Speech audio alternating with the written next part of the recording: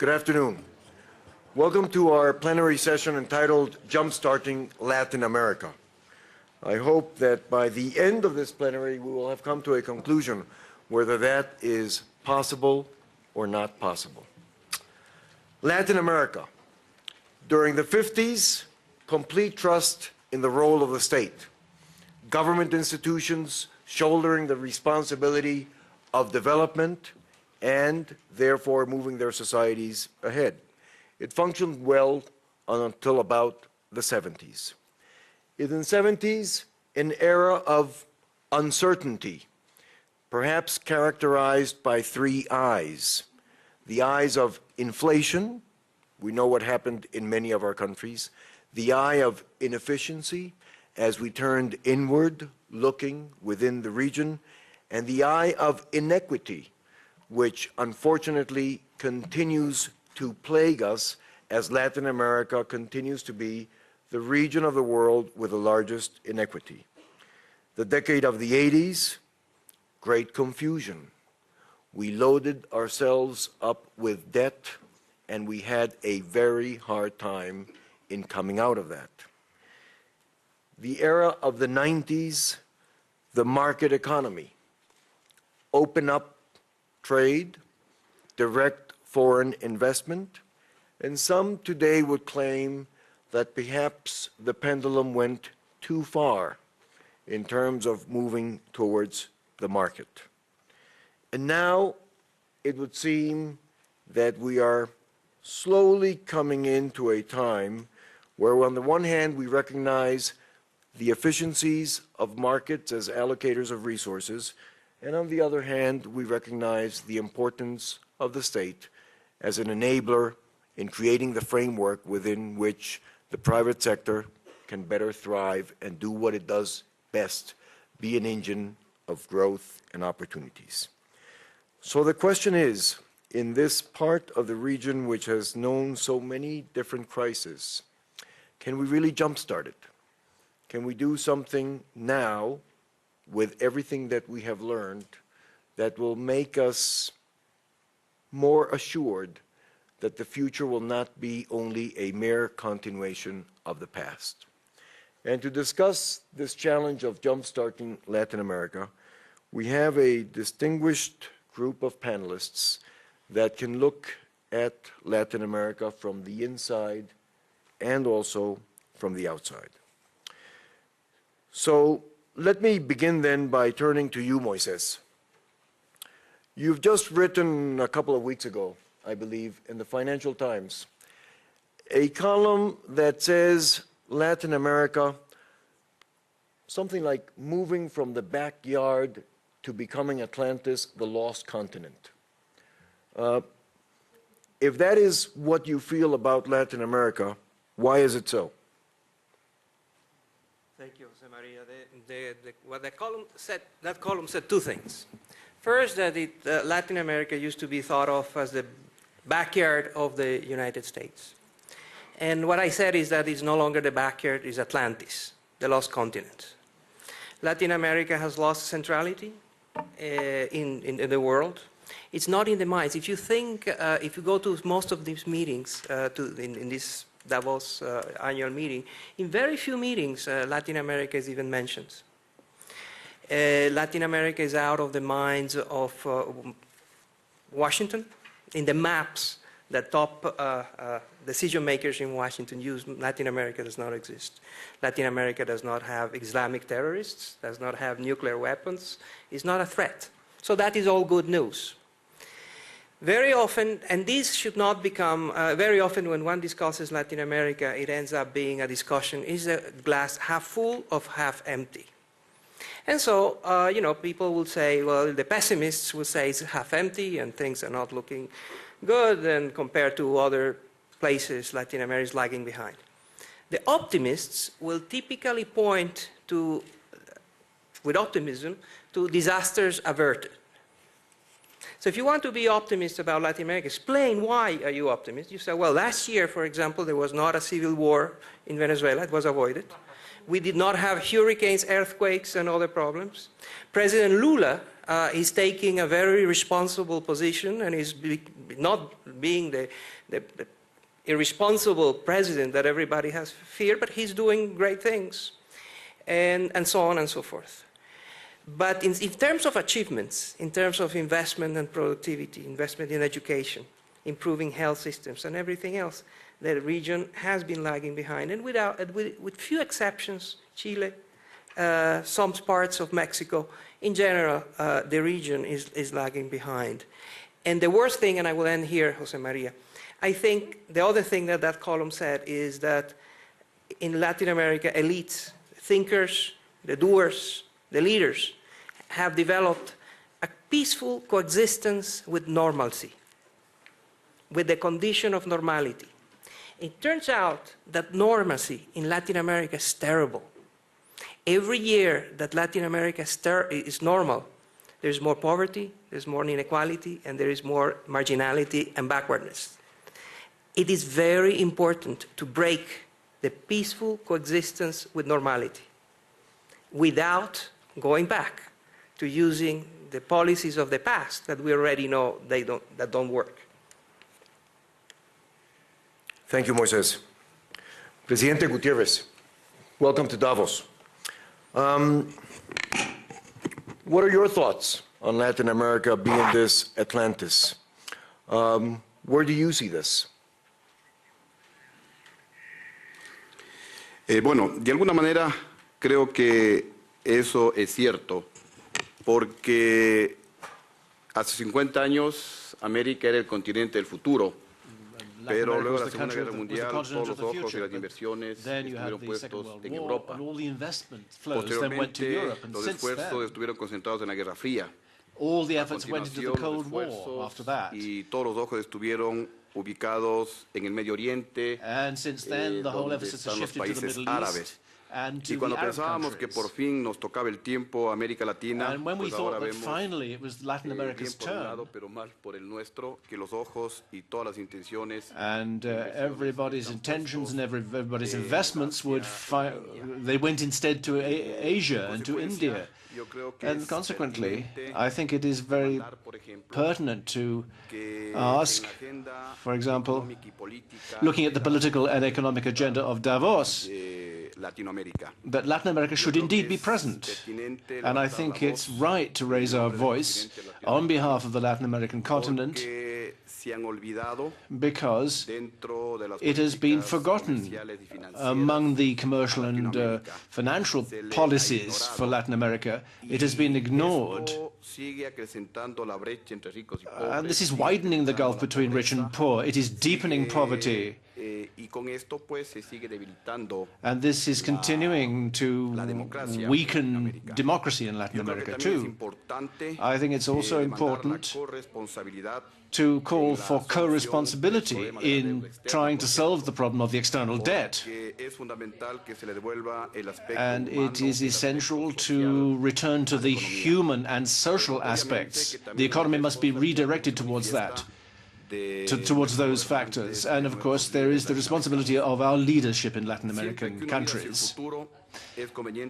Looking to the future, it's a good idea to look at our past and consider what we've been doing, not only to see where we've done things right, but where we've made mistakes, where we've done things wrong. Because we have done things wrong. Perhaps in the past 20 or 30 years we have reduced poverty a little bit, and perhaps in 20 years we have made some progress. We have perhaps narrowed the gap a little bit. We have moved towards better Latin American integration. But if we start asking why we are in debt, why we have indebtedness, then I think we could start to find the solution to our problems. Obviously, though, no matter how many speeches we make, if we do not manage to arouse world interest, if we don't manage to get the Latin American problems and social contracts onto the agenda of international politics, it's going to be extremely difficult by our own efforts alone to make any progress. Nevertheless, Nevertheless, we shouldn't underestimate the great effort that is now being made in Latin America. And I can speak for Ecuador. In Ecuador, we have seen considerably more serious economic than social problems. We had the courage to take important decisions which were politically difficult and which triggered social protest. But we are aware that if we did not take those decisions now, the consequences in the future were going to be far more serious. And so I think that this is also part of the solution for the leadership, the Latin American leaders, to be aware that they need to undertake far-reaching reforms in social life, in the labor market, in the national economies, in their judiciaries, in order to be more competitive and to be able to attract and to enter the international capital markets. And on the other side, also to make more transparent the management of our countries. Because I think the weight of the external debt plus some non-resolved corruption problems are two extremely serious problems which are tending to deepen those social problems. So we must once again call for international support so that the corrupt persons who take refuge in certain countries can be extradited, so that they can be brought to book, and so that we can begin at last to clean things up and to tackle some of the major social problems by making full use of our resources. Don Rodrigo, let's continue with you, please. You have a privileged perspective in a way, because you look at Latin America from the outside, of course, but you look at it con muchísimo cariño. Much affection. Y con muchísima atención. And of course, there are many Spanish corporations that have invested heavily in Latin America. Now, Moises pointed out some of the arguments for calling Latin America Atlantis, and the president in the beginning of his statement said, yes, and partially that is true.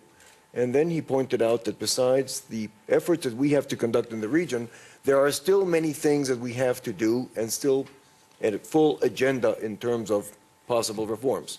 So how are you looking at this? I mean, first of all, I think that Latin America has a lot of problems, but it would be very wrong and maybe very foolish to think that Latin America is a lost continent.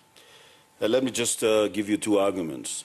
It's true that Spanish corporations have invested very heavily in Latin America, and if it will be valued by investors in the world as a lost continent, Spanish companies will have been punished in the stock markets. But aren't they writing a lot of those investments off? Haven't they been in effect punished in the stock markets in the last times? No, they have not. They have been doing what they have to do for a healthy accountability to the shareholders. But if you look at the performance of those companies to other companies in the rest of Europe, you will find that they're performing better in the stock markets. So that doesn't seem that the universal investor shares the idea that Latin America is more risk than other places.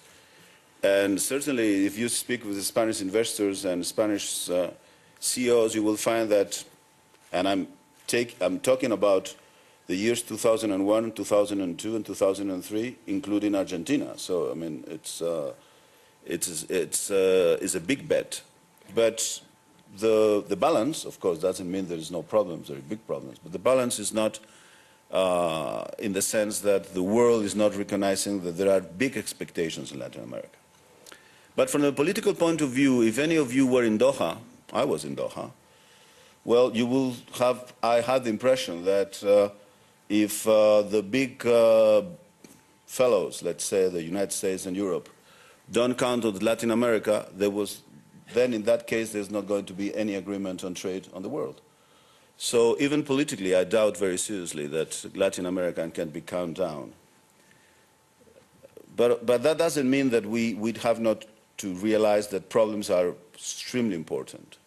The 90s are going to be, have already been, sorry, a lost decade, and the 80s were a lost decade. So in that respect, there's a lot of things that we have to do there, and especially, as the President said, have to be done by leaders in the area. There's been a tremendous economic instability in the last 3 years. Latin America has been one of the areas of the world has suffered more heavily from the downturn of world economy. And if we look in a very schematic way to the good and the bad, certainly in the last years, democracy and macroeconomics have been better, and debt and development have not been much better. Even you can say they have been worse. I share what the President of Ecuador has said, but I would like to add one thing of my experience of dealing with political leaders in Latin America, is that unless most of the Latin American countries change their parliamentary practices and their good governance practices, it's going to be impossible that governments are going to be stable in Latin America. And without governments being stable and parliamentary majorities being stable, nowhere in the world you can develop an agenda, nowhere in the world you can reform a society. And if you look at most of the Latin America parliamentary situations right now, even having won elections, governments are unable to push any agenda or most of the agenda because of parliamentary rules and political instability. That has to come with political transparency. There has to be a big reform on political parties' transparency in Latin America. Unless that is done, societies will not trust their political parties. And that, of course, will damage their capacity to reform. But I think that efforts like President Lula in Brazil, like other presidents, President Toledo in Peru, President in Ecuador, what have been done for the last 15 years in Chile, shows clearly that a lot of things can be done in those countries, and that it deserves that other parts of the world, especially certainly the European Union and the United States, have to keep an attention and probably increase an attention, especially because unless we are willing to listen to Latin American leaders, some of the world big political deals like the free trade will not be possible. And I think that the Doha round, the Cancun negotiations were a big proof that that has to be done in a different way. Thank you, Don Rodrigo. And I hope we get the chance to get back to the issues of trade as well as investment that you have already mentioned. We may do so in just when we open it up to questions. Don José Antonio, from a business point of view, how do you feel about the enabling environment that Latin American political leadership has been able to provide so far? Well, thank you, José María. First of all, I should clarify, I'm not a politician, I will never be. But this time I will behave like that. So I'm going to agree with everybody, at least in part. With Moisés, I like the term that Moisés uses because I think it's like fire stick, a banderilla, sí, for all of us to say, no, we are not the lost continent and we won't be, but we have to fight for that. I agree with President from Ecuador, Gutiérrez, and with Rodrigo about the changes. I think there is a lot of competitiveness challenges that we have to achieve in every country. Rule of law is the first problem that I would like to address. I think corruption is one of the biggest problems that we have in certain countries of Latin America, and that could be improved. That will enable everybody to trust and to try to invest much better in those countries. There is bureaucracy. There is still states, even in Mexico and some other countries, that you require 45 days to open a new business. to create jobs, 45 days of papers that maybe will never be reviewed again. Those things should be changed, and I think we are eventually moving towards there. I agree that we are like child in democracy, that the Congress, for instance, in Mexico hasn't been able to allow President Fox to make the reforms that we really need. And those reforms are in order to allow us to be more competitive. I mean, we are paying 40% more expensive the electricity in the northern part of Mexico than in U.S. How can we compete against American products in certain areas? The rules, the laws for labor have to be flexibilized. We need some flexibilization. I can tell you, I'm very bullish about America, Latin America in general. There's still 350 million people that will consume a lot of products. It's very good business to invest in Latin America, knowing how. I always say that Brazil, for instance, is the China of America, and it still is a very high potential country. Our experience with Coca-Cola in Latin America has been tremendous. We can see per capitas of Colombia, for instance, that is half of the per capita of one of the poorest states of Mexico. So if we just double the per capita of consumption of Coca-Cola in Colombia, the business is there. I mean, there is still a lot of potential. If you see the age pyramid of Latins against the age pyramid of US, for instance, our consumers are growing at a pace 10 times the pace of US in beer or in soft drinks. There are other impediments that I think we should pursue, and the governments could help a lot. One is education. We need different kind of education. I think everybody in the Latin countries are worried poor people work hard all their lives to have their sons or their families educated, and they look forward to have lawyers at home or accountants at home. And we don't need so many lawyers, we don't need so many accountants. We should have much better workers. I mean, mid-class workers, much better chefs for tourism services, much better welders, much better waiters. We need those kind of skilled people with 2-year educating courses that will allow us to receive much better, to give much better service, tourist service, for instance.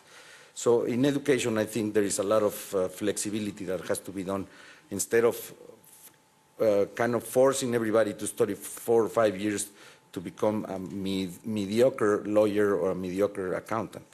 It should be better if he's the best auto mechanic in their town. I mean, it should be much useful and will give a lot of better benefits for that family. There's still a little bit of cultural attitude also. Everything that sounds free trade, it's kind of taboo. And I can tell you, free trade for Mexico killed some companies, some businesses, but they were not competitive. They would have died with time. It just came out faster. But it moved all the other companies, moved us to really try to become much more competitive and to become much more productive. So I think free trade eventually will help all Latin America. The last thing that I would mention is, I think there is a big problem with the agricultural differences and the subsidies that the developed countries are giving to their own countries in harm of the emerging countries, and Latin America is suffering a lot from that.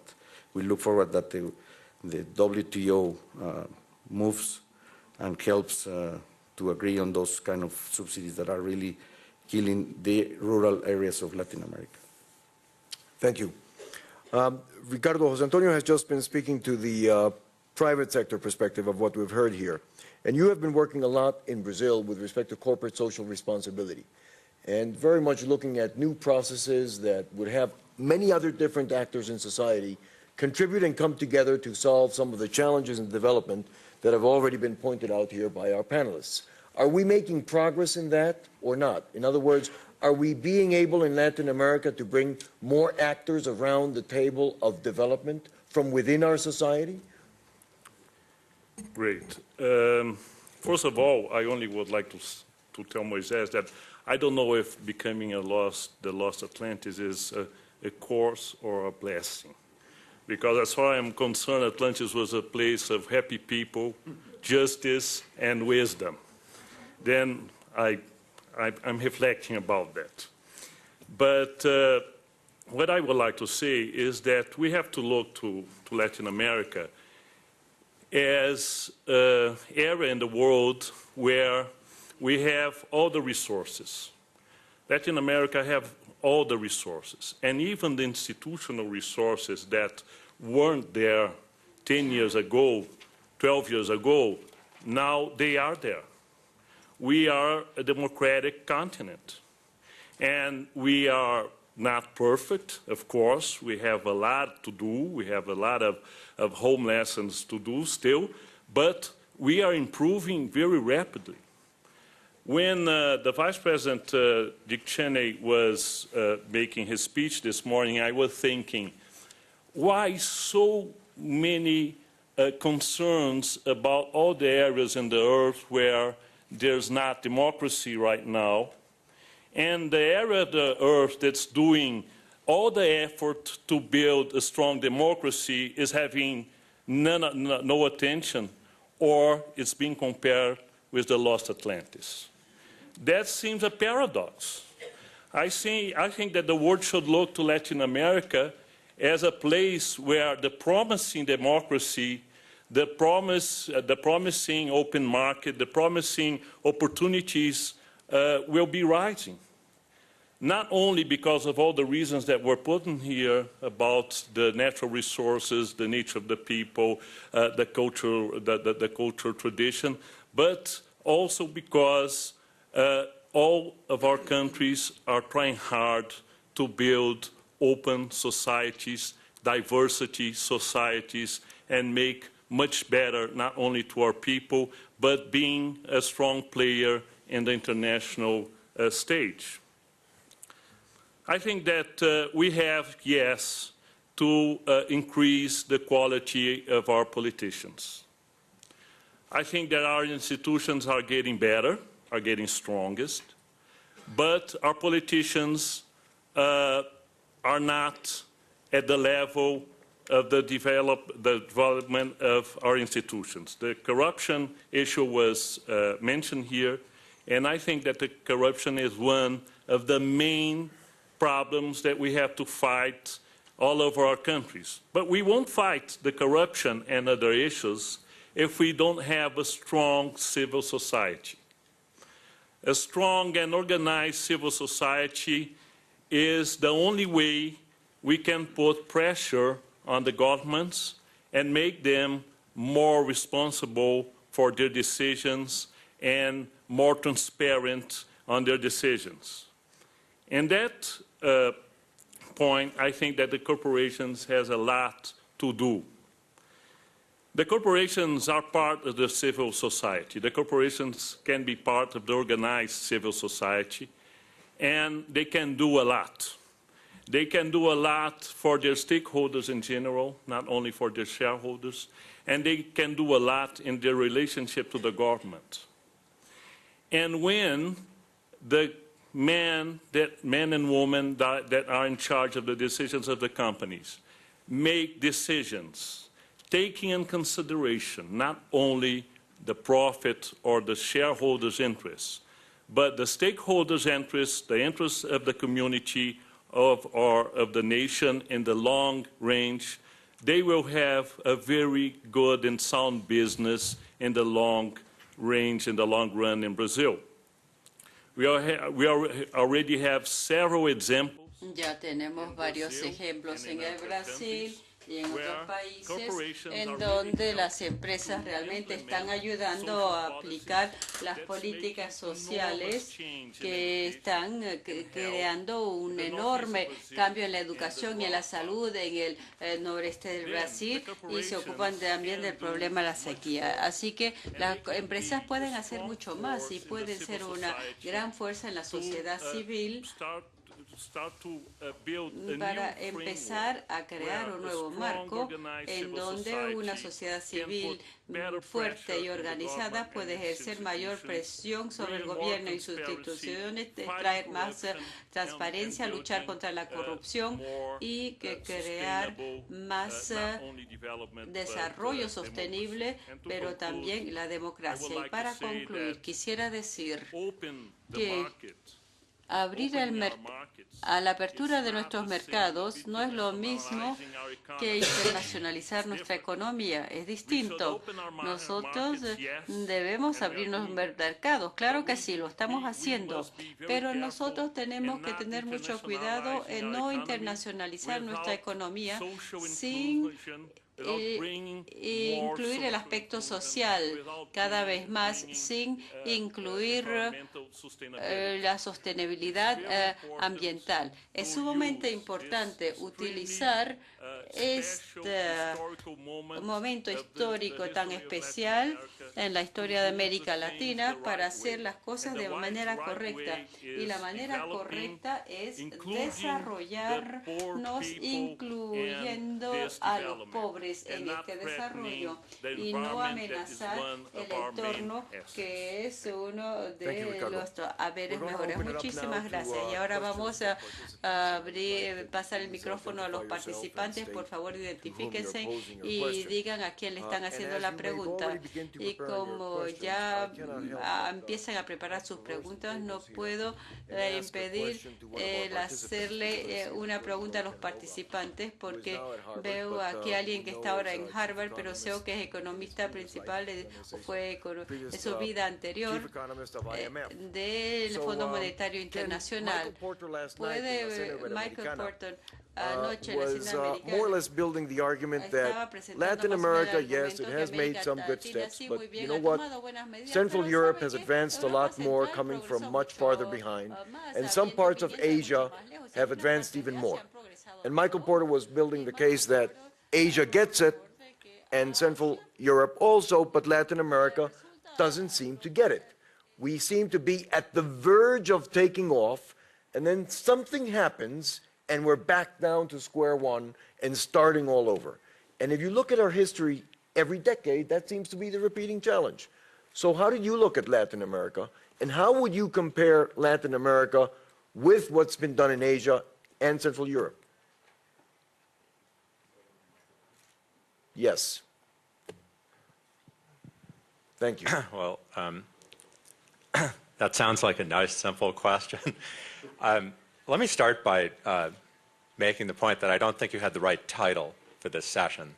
This title for the session is Jumpstarting Latin America.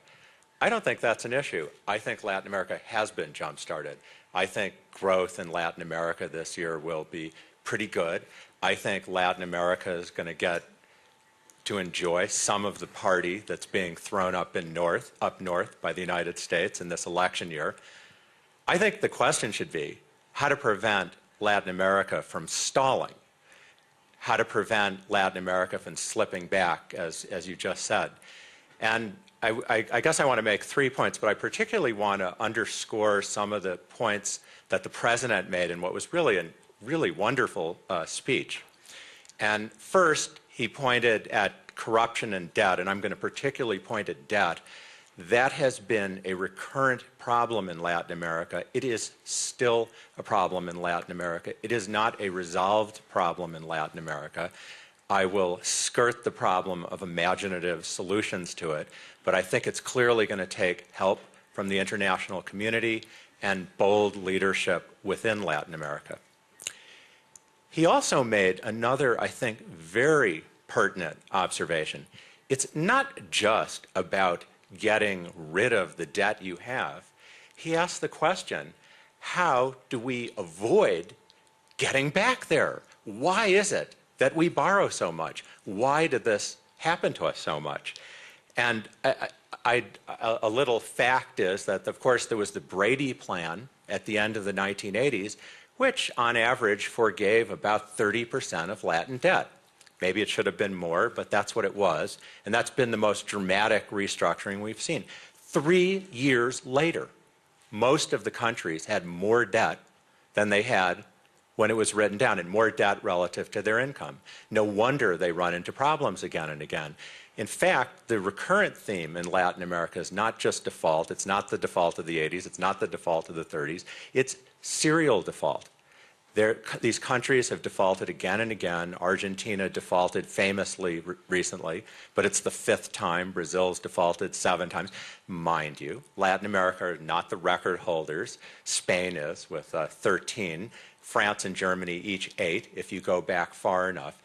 And yet there are many countries that haven't defaulted, and that's a big difference in Asia. You end up in this cycle of serial default that I think weakens institutions and then sets you up for another default.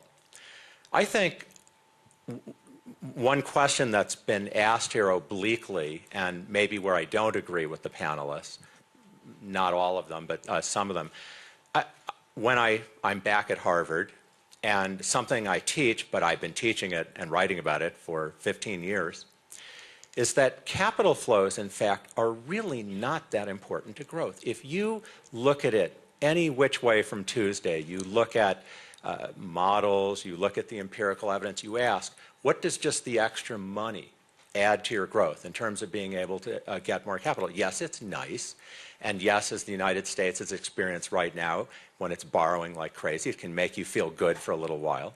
But how much does it really add to growth? Not that much. Where does openness add to growth? Where do capital flows add to growth? It is openness to trade and openness to direct foreign investment, not so much for the money, but the knowledge that gets transferred, the competitiveness that gets increased. And if you want to know the other area besides debt, where Latin America's gotten it wrong, they have borrowed money repeatedly in hopes of engineering growth. And I think if money starts pouring into Latin America, that's the worst thing that could happen right now. The other place I think Latin America's gotten it wrong is by being too inward-looking and not getting these competitive advantages. So those are the points I'd underscore. Thank you, Ken. Let me take the questions, please. Right here. Can we have a microphone, please? Thank you.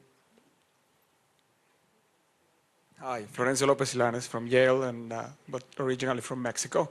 Let me try to take a complementary position to the macro view that Rogoff took and get more into the micro perspective, which is exactly what Mr. Fernandez was saying.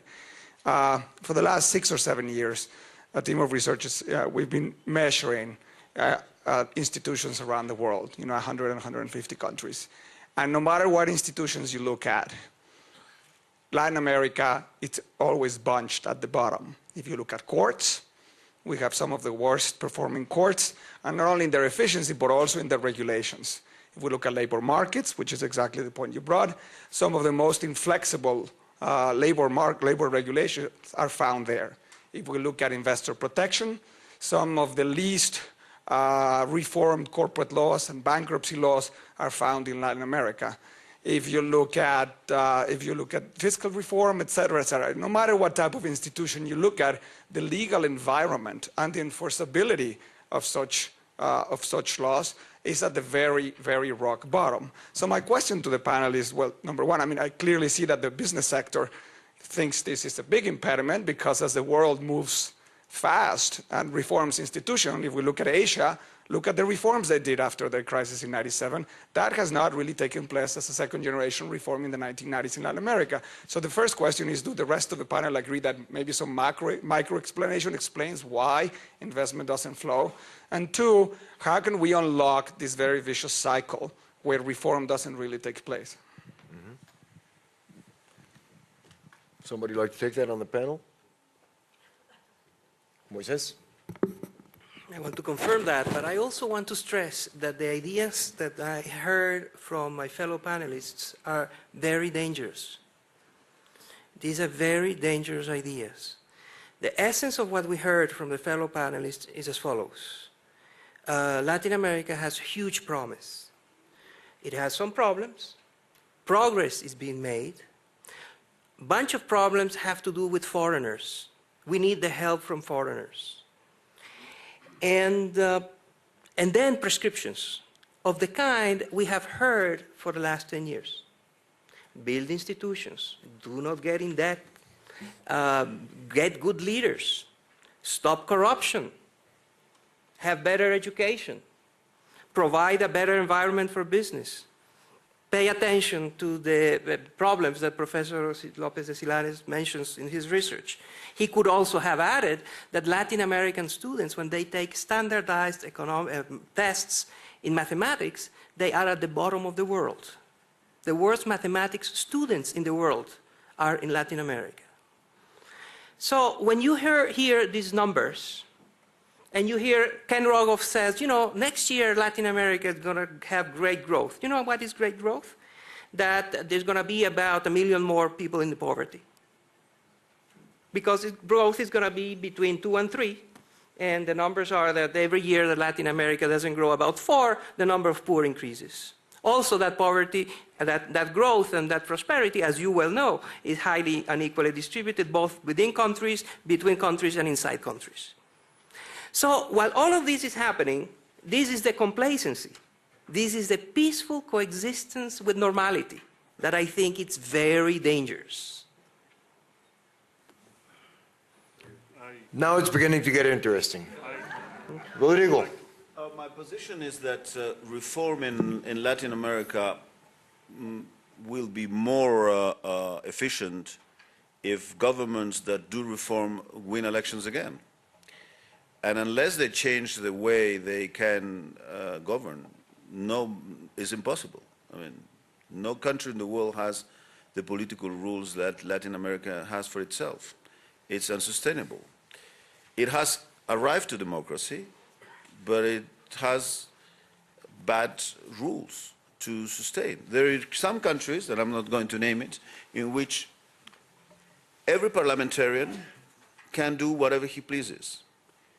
He can open any kind of investigation committee just for himself. And the president names the ministers, but the parliamentarian can fire them. It's impossible. I mean, they have the worst political rules that I have seen, certainly in Europe, and I think in other countries. And that's not the case for Asia. It's not that they have a different system and maybe could be criticized for other reasons, but not for not stability. And second, I think that regional integration is essential. If we want to have national interest, accept that free trade is very important. Because unless Professor Rogoff was saying that foreign investment is not related, that clearly related to growth.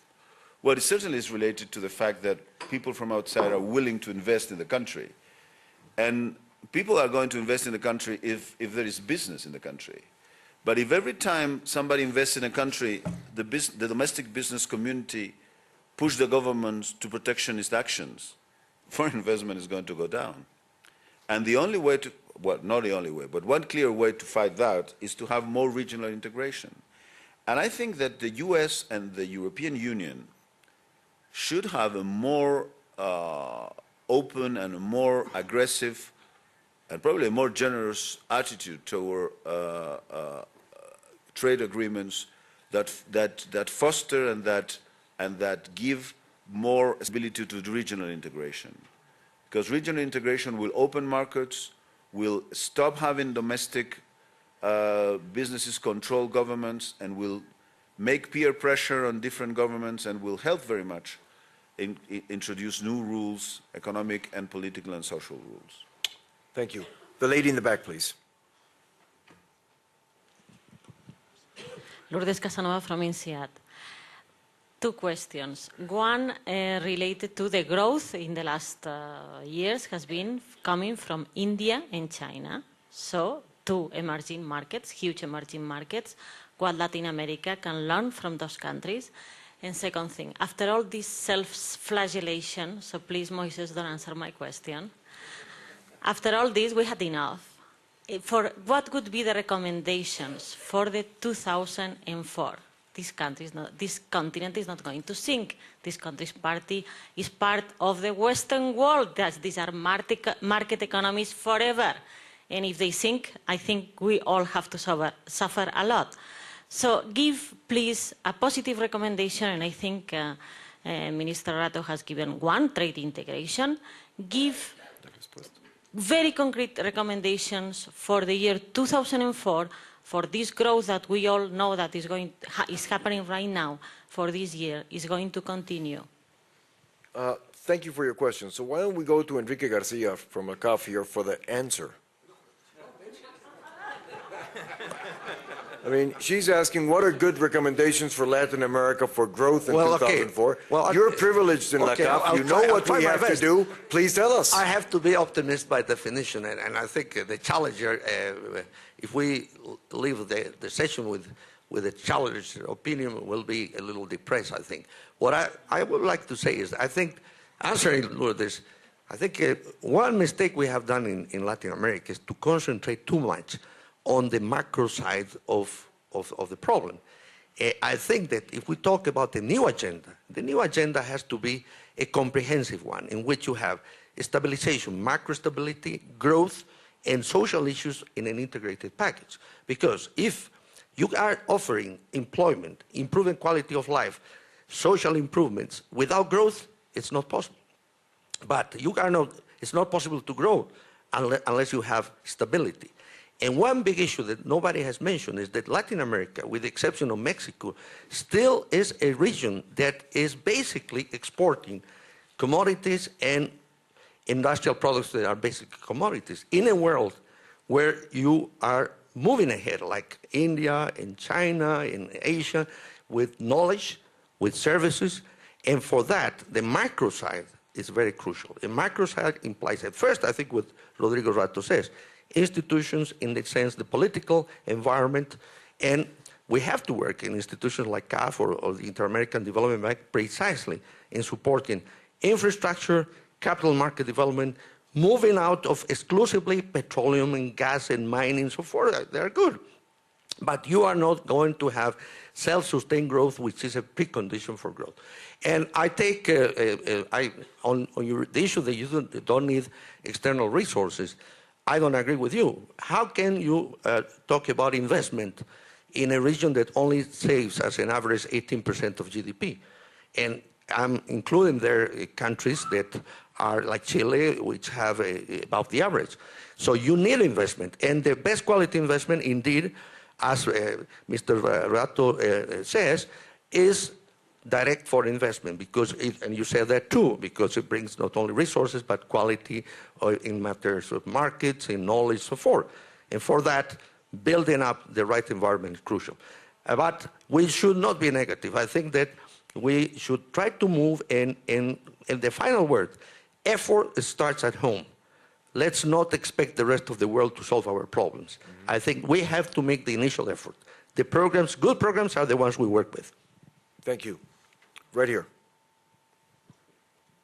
We'll be coming around. Well, I agree with some of the people here, except with Mr. Naim. And my name is Gilberto Marin from Mexico. And the point, I agree completely, we have to think what we are going to do for ourselves and not expect that somebody else is going to do it. I think that there are all these pending reforms, which is very important, but I think the most important is what Mr. Rato mentioned, is the political reform in order, especially in the parliaments, that they can go in another way in which there is enough time to do the reforms. Because, as you mentioned, one president can come with a lot of popularity, as he has not arrived to the right growth, then it comes down, and then we can come back again. So I think, and just my point is, if you can elaborate a little bit more deep on those government reforms, I mean the political reforms that needed, because we agree about this, the parliament, but what kind of parliament? And of course, I think there is relation, but there are, of course, the enormous control of many strong parties and very corrupted parties. So Because I think that's the point. Well, why don't we ask that question to President Gutiérrez? I mean, he is in the seat. So if we're talking about political reform, how do you see the issue of political reform, President Gutiérrez? The argument has made that we need a lot of political reform. Don Rodrigo has raised that, and I think it has an echo from what I see in part of the audience here.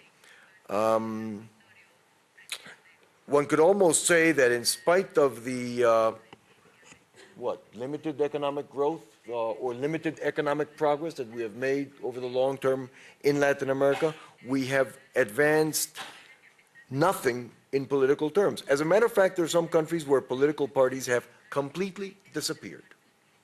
Completely disappeared. And so how do we move on that? From your perspective. Antes de hablar sobre la necesidad de la reforma política, en lo cual comparto con el vicepresidente Rato, quisiera hacer algún comentario. Primero, no creo que en Latinoamérica estén los peores matemáticos o los peores profesionales. Al menos yo tengo un excelente en mi gabinete, que se encuentra aquí presente, el economista Mauricio Pozo. Lo que sí creo es que América Latina ha progresado. Obviamente que no lo suficiente. Y se ha aumentado la brecha entre pobres y ricos, se ha aumentado la pobreza, eso también es cierto. Pero yo una vez más demando que es importante que en la agenda política y económica internacional se le tome en cuenta a América Latina. Porque déjenme hacer un pequeño ejemplo con mi país, con el Ecuador. En el Ecuador, en este año 2003, hemos hecho profundas reformas económicas. Hemos congelado salarios, hemos tomado algunas medidas de ajuste, la población ha respondido, The population responded, we increased our fiscal resources, but most of the fiscal resources are going to service our external debt. About 40% of our budget is devoted to debt service. So this is a difference with the 60%.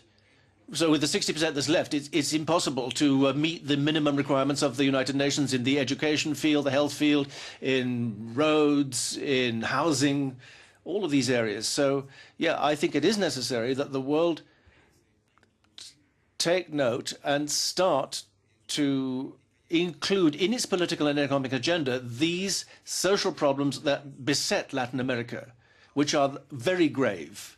So what is it that we ourselves, as the leaders, as the governors, have to do? Well, we face the challenge of taking decisions and carrying through reforms.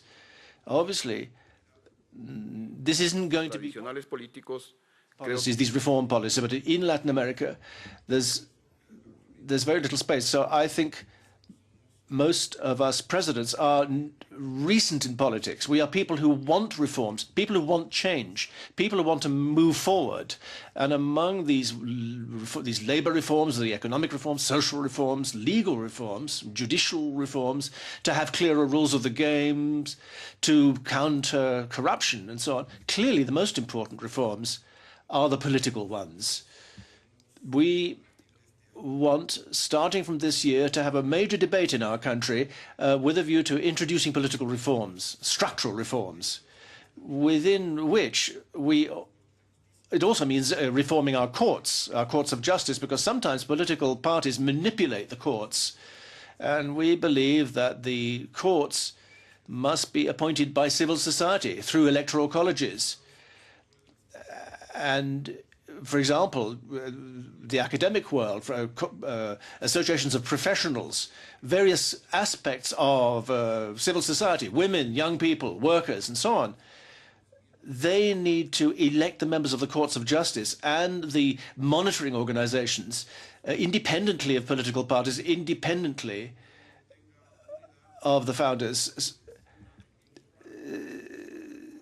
So that 50 years later, 80 years later, they could be seen to have been above the ruck. But it is essential that these political reforms be, they must go ahead, notwithstanding the risks that are involved. If we're not willing to face these risks, then we will continue widening the gulf between rich and poor and moving backwards. and perhaps Latin America really will be relegated. But we owe it to ourselves to make this effort. But I do insist that Latin America must be on the political and economic agenda of the international community in very important fora, precisely like this one here in Davos. Felipe Larraín, Universidad Católica de Chile. A couple of comments here. Well, the first one, I think, Moises, you've done a great job as a challenger. You've been very provocative. But I tell you one thing, on growth, you've been very pessimistic for 2004. You said between 2 and 3. My bet is 3.2 to 4, and I bet you dinner, you pick the restaurant, whoever is closer. So if you like, I'll take that challenge. But the main point here is the following. I think that there's a lot of internal reforms, internal efforts to be made. But there is one thing, in trade integration, I think that we haven't focused on a very... Hello? Yes. We haven't focused on a very important issue. We have to do a lot of effort to integrate ourselves. But when we think of what the difference with Central Europe and Eastern Europe. A very big difference is the incentives of coming into the European Union. We don't have those kind of incentives in the region. We have had a free trade agreement of the Americas, but we're looking at it with some skepticism. What is the date? When it will come? If we really believe that if we do the reforms because we think they're right, but also there is an incentive that we will have really a free trading region with the US. So a free trade market for ourselves and with the biggest trading region in the world that includes the US. I think there is leadership of the US there too. And I would hope that Brazil, which sometimes take a skeptical approach towards FTAA, realizes that it's in our own interest for the whole region to get there. Thank you. Right back here.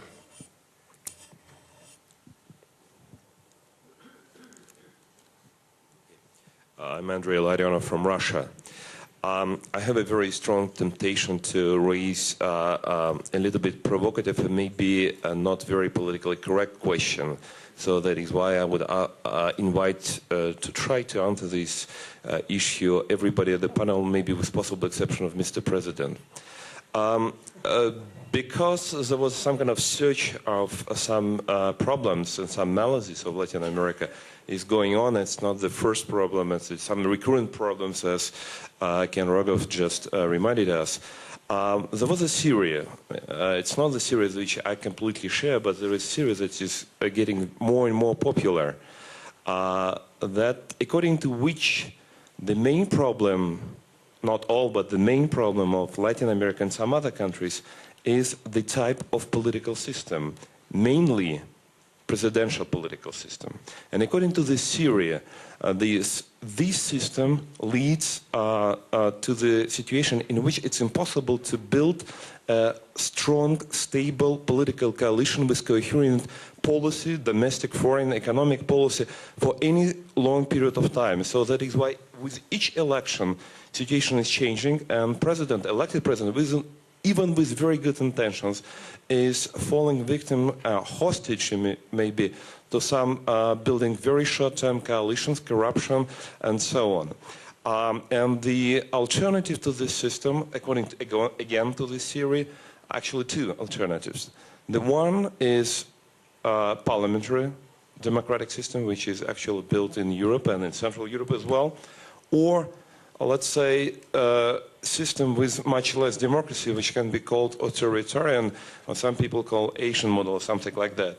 So according to these two models, it is possible to achieve something. But with this model, it's rather difficult to get. I would be glad to hear any reflections on this theory. Ricardo? Yes, I would like to make some comments. I don't think that we can compare the Latin America situation to the Asia situation.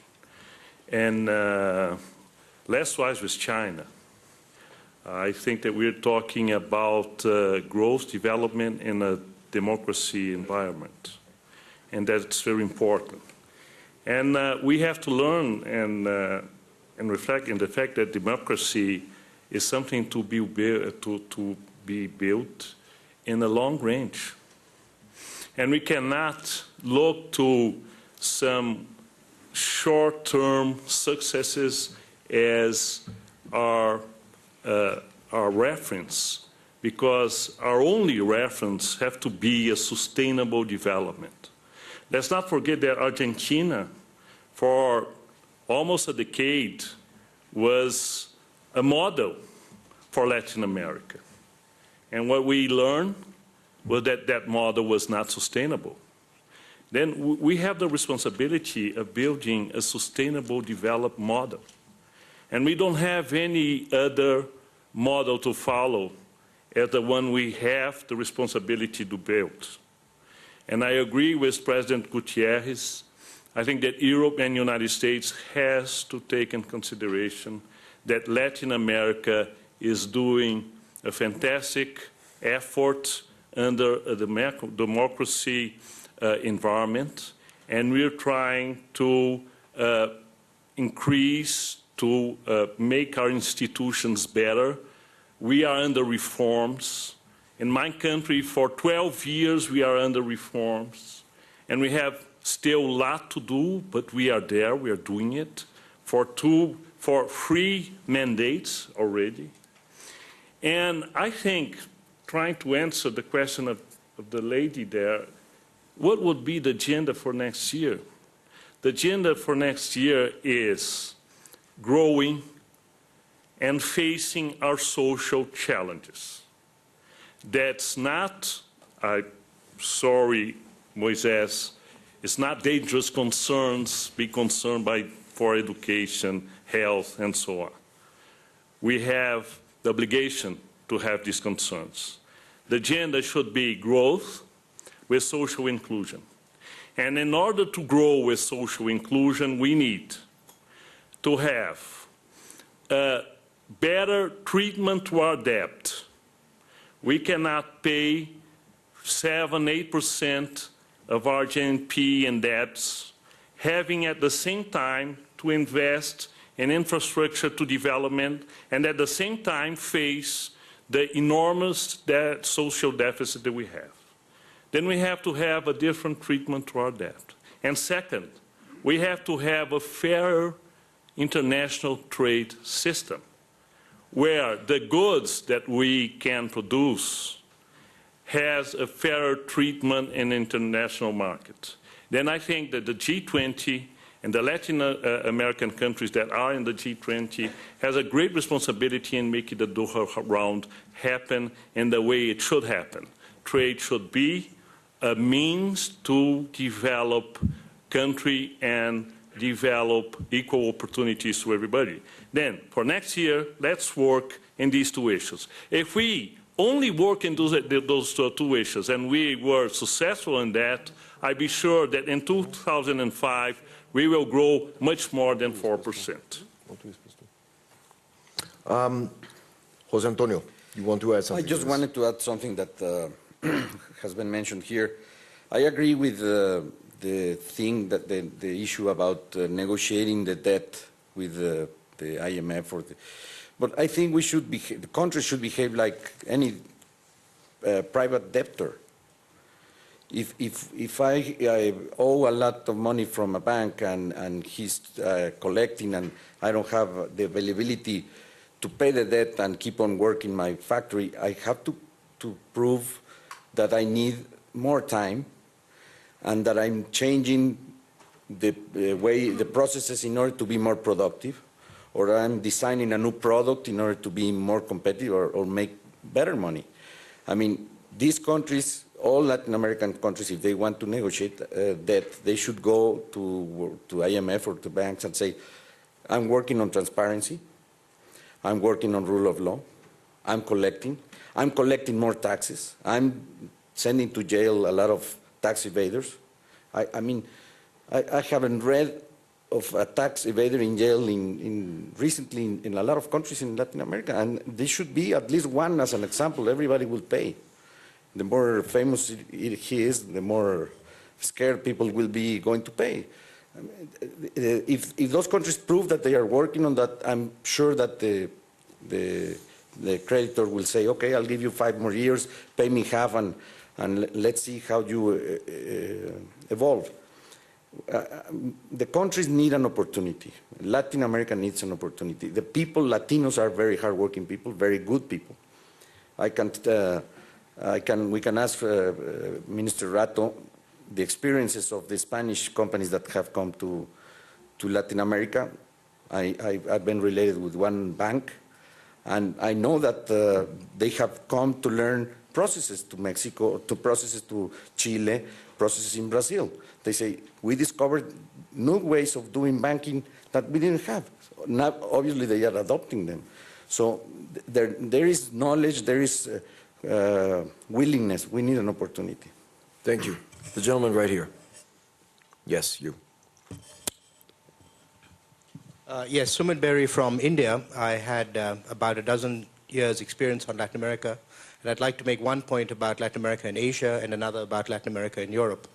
On Latin America and Asia, I just don't think those are useful analogies for a couple of reasons. One is that at least the large countries of Asia are much, much poorer, and let's not forget that Latin America had its growth spurt of the kind that India and China are having through the 50s and the 60s, Brazil through almost an entire century. It's a different kind of problem, I think. It's a problem of convergence at a different level. And also, you know, please don't be romantic about institutions in Asia. Even in India, I don't know China very well, I imagine in China, they are truly appalling. And I don't think that there is the kind of commitment to reform that I saw over a dozen years in Latin America. Now, about Latin America and Europe, this is a question for both Moises and the Minister. I'm struck by the different experience of financial integration of the countries of Southern Europe on the one hand and of Latin America on the other. And my question has to do with the role of the metropole. If you look at Portugal and Spain in the early 70s, both emerging from dictatorship, and Chile, Argentina, etc., you wouldn't have necessarily thought that one group of countries would have had so much easier time of integrating with the world economy as has turned out to be the case, Portugal and Chile. Chile is a kind of a symbol of virtue, I agree, but I think it had a lot of hard knocks along the way. So I'd like to build on the idea that Felipe raised a moment ago. Is it that the role of the United States vis-a-vis the region has been less enlightened than that of Germany and France vis-a-vis Portugal, Spain, the other smaller countries? Or is this going to be seen by Moises as yet another attempt to pin the responsibility outside the region? Moises? And by the way, as you answer the question, have we convinced you or not? Sure. Let me take several points here. First about growth, and Felipe and again Ken's about being optimistic or more optimistic about growth. You know, in 1998, Latin America grew 6.6%. Huge. And then it stopped growing. And this year is going to grow, give me a number, Felipe. 5, 4. Okay, Latin America is going to go, I accept that. Put it more, give it even more. And you know what? It has nothing to do with Latin America. Latin America is going to grow 4%, and it's not, with the exception of Mexico and perhaps things in Chile. The reason Latin America this year is going to grow 4% is because the commodity prices are high and interest rates are low in the world. Next year, they may go down, and Latin America may go down again. So that's one first point. Second point, and Andrei Laranov, I think, asked a crucial question about governance and the political system. Latin America is undergoing a very painful political transition, where there is a fractured consensus everywhere. The social consensus in Latin America has broken. Social contracts everywhere have been eroded, have been broken. Rules of the game that had held constant for many years no longer obtained. Traditional political parties, traditional politicians are being taken out, with exceptions. And new players are coming, as President Gutiérrez said. New players are coming. Some are getting to power. Some are on their way to power. Some are making noise and become irrelevant. But think, you know, in Argentina you have the piqueteros. In Brazil you have the Sinterra, the Sintecho. In Peru you have the Humayas. In Venezuela you have the Bolivarianos. In Mexico you have the Zapatistas. In almost every country you will find a new political actor that doesn't play by the traditional rules of the game. Some will be co-opted and become traditional parties. Some are irrelevant and small and will not be players. Others, like in Venezuela and in other places, are achieving power. And Latin America is going through that. If you have a fractured consensus where social divisions are deep, where there is lack of ideas, there is lack of hope, there is lack of a project, it doesn't matter what kind of political system you have. You can have parliamentarian, you have double the, you call it and you design it anywhere you want. The problem is that there is impatience, there is frustration, and what is emerging are the politics of rage, of revenge against exploitation, and in many countries the politics of race, which in many countries is a new thing. It's a new thing.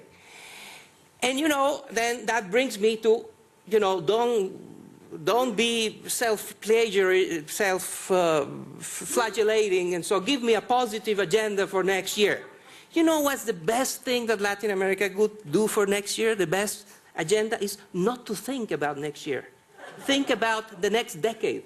Think big, think inclusive, bring new ideas, create patience.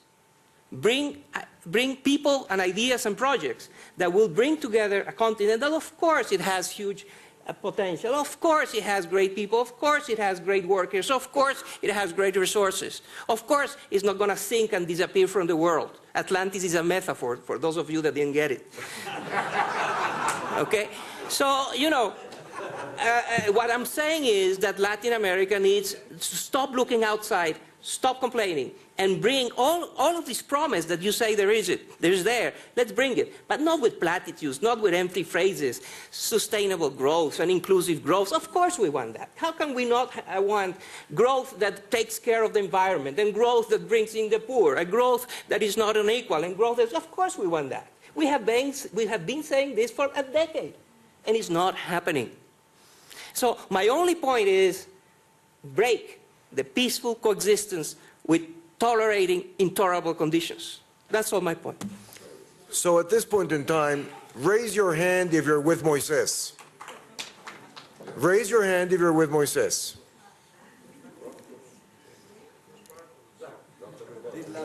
In this last part. Huh? Okay. That's cheating. Quite a change here. Jacques Markovic.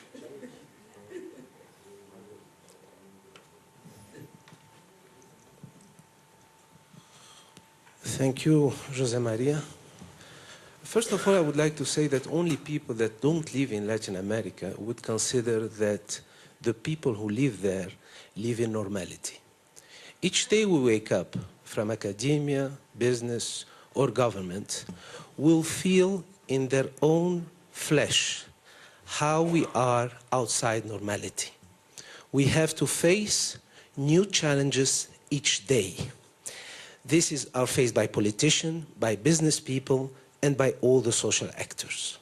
So I think that this idea that there is a conformation, une normalité, it's not a good image of what is the feeling in Latin America. If we look at the last 25 years, we will see that Latin America didn't solve many problems, but life expectancy is growing above the average of the world, much above. This is not only because of knowledge advancement in health, not only because of education, but also because of election. Election brought a pressure toward authorities, toward the remaining of society, and all the segments, each 2 years, propose, defend, and some of them pressure very hardly for new expectations. Now, if we look from now on, we will see that there are in countries visions. If we go back to June of last year, when the World Economic Forum organized in Sao Paulo a Brazilian competitiveness workshop, the vision was on the table. Around 150 million in project for 10 years, proposing an expansion of infrastructure is needed to allow Brazil to recover the time lost, and has to be done to allow Brazil to continue its exportation effort and also to improve life conditions. Jacques, I'm sorry, we have to start closing up. Okay, so I just want to conclude saying the following. The vision is there. It's not a question of saying that we live in normality. It's just a question of saying which are those projects and why, and which are the bottlenecks, why these projects are not being implemented. Thank you. 3 one-minute interventions and then we'll close. Right here. Yes, sir. Muchas gracias. Thank you. Yo diría que hay un tema. I think education has been a bit forgotten as a subject. And I would like to argue as follows. If you look at the experience of most of our countries, when there are elections, usually elections are almost always won by a party or a candidate who makes all sorts of easy promises and who offers only a very few difficult commitments. But what this produces is the following in our countries, and that is that when it comes time to govern and they try to govern, they lose support. They lose the support of those who voted for them. And that means there is a loss of continuity. And I think it is essential, therefore, to devote special attention to education in our countries. It is of fundamental importance. And I don't think we've laid sufficient emphasis on that.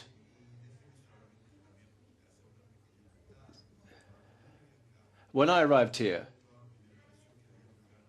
I looked around and I saw there was a great majority of Latin Americans, a lot of familiar faces. Then I thought I must be mistaken because everybody's speaking English.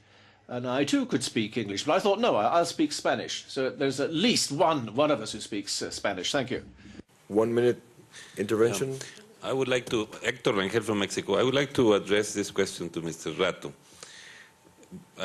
Well, Latin America is not a homogeneous continent, obviously, and we are young at democracy. And I agree with you about the need to reform the parliamentary rules of the game. Except that we're in a vicious circle. Those entrusted with the revision of those rules are the legislators which would be affected by those rules. So, and then there's another question, which is another part of that problem, which is the disconnection between society and the politicians. So how do we get out of that vicious circle? Well, if the European experience can help us here, since the 1950s, a lot of European countries have changed their constitutions mainly to give more stability to governments. So what is happening in Latin America is not new. It's not happening in Latin America because everybody speaks Castellano. No, it has happened in France, it has happened in Germany before, it has happened in Italy, and it still happens somewhere. It has happened certainly in Spain. And so, just, of course, each country has its own reasons, and you cannot copy exactly what they have done. But if you look at the fact that in the 60s there was a big constitutional change in Europe, that was France, the Fifth Republic. In the 70s there was 2 big constitutional changes in Europe, Portugal and Spain. And in the 90s there's been a big constitutional change in Europe, Italy. So the question of stability is essential to the political process, because the only thing that gives good name to reform is that you win an election after you reform. If every politician that reforms loses an election, well, then reform is not something that is going to be popular. And what gave good name to reform in Europe in the 80s? Margaret Thatcher. The Conservative Party was 14 years in power. And then everybody said, hey, look, if you reform, people vote you. And believe you me, politicians like to be voted. and they don't like not to be voted. So both ways is essential. What is given a good name to reform now in Europe? I think the Spanish experience, because we have won 2 elections and we're going to win the next one. So people are saying, hey, look at the Spaniards. They were the ones who had Franco and so on, but now they're reforming and they're winning elections. So, well, the gentleman ahí que antes decía que no hablábamos en castellano, pero es que estamos en Alemania o en Suiza, entonces es imposible. Estos señores no hablan castellano. Es probablemente uno de sus defectos, pero no les importa nada. Sí, ¿qué quiere que yo les diga? Amigo, cuando hagamos nosotros esto lo haremos en castellano, pero mientras que lo hagan ellos lo tendremos que hablar para que nos entiendan. Entonces, reform has to have a good name, and to have a good name you have to have stability. A government that starts a reform cannot be challenged the Monday after. It has to have some years so that the reform would create people that liked it. That for reform. And I want to just come back for a second to trade. I don't think that the US is the only trade partner of Latin America. And I think it would be foolish to just take that path. I think that Europe can be, and already is in some countries, more important partner than the US. And I think that Europe has the same responsibilities as the US to strengthen the regional integration of Latin America.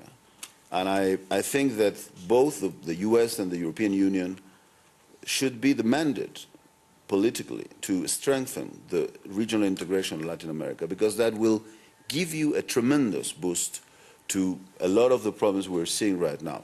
It's true, the gentleman from India, I think left, asked the influence of the common market, now the European Union, to Portugal and Spain, to reform, not so much the structural funds, but the influence to reform has been tremendously important for us to change our societies. Gracias, Rodrigo. Well, ladies and gentlemen, I'm sorry, but we've even gone over time. Jump-started or jump-starting, I think the jury is still out.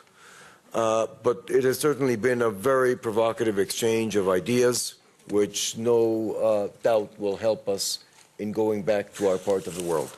Thank you very much.